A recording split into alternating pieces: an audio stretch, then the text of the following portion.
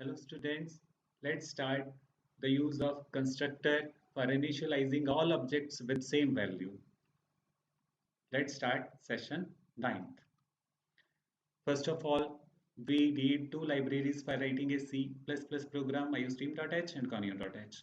And here we are also writing string.h because we will use string related ready-made function in this program. So we are using here string.h library also.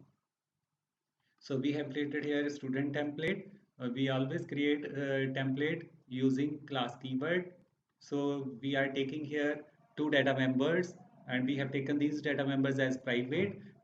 So if we do not write a private keyword, then automatically these data members are considered as private. So private data only private data can only be used by the member function of the class. Private data cannot be used out of the class. So we have taken two data members. So now we have created a constructor. So what is constructor? Constructor is a special member function. Its name is same as class name and it has no void return type. It runs automatically when we create objects and it must be written under public access specifier. And this constructor will initialize all objects with same value. So every object will have same value. So this constructor is also called constructor with no argument. So what we are doing in this constructor, that is RNO equal to 100. We are putting 100 value in equal to RNO and we are putting NO value into name data member. We cannot write we cannot write name equal to no because this is wrong way. So whenever we want to store data into string variable, we use strcpy function. This is a ready-made function. For using this function we need string.h library. We have to write in the beginning string.h library, so that's why we have used string.h library in the beginning. So whenever we want to store the data, string type data into string variable, then we use string copy function.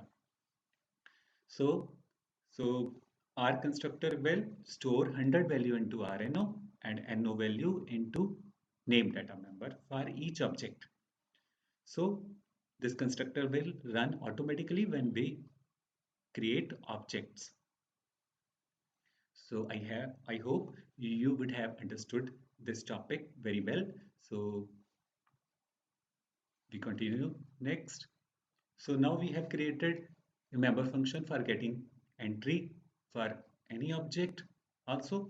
So we know how to create member functions. First of all, we write void and then member function name with brackets. So we are getting here roll number entry and we are getting here name entry. Whenever we will make entries, so same output will appear. So this function will allow us to enter data. In the same way, we have created a show member function. So this will show the field data.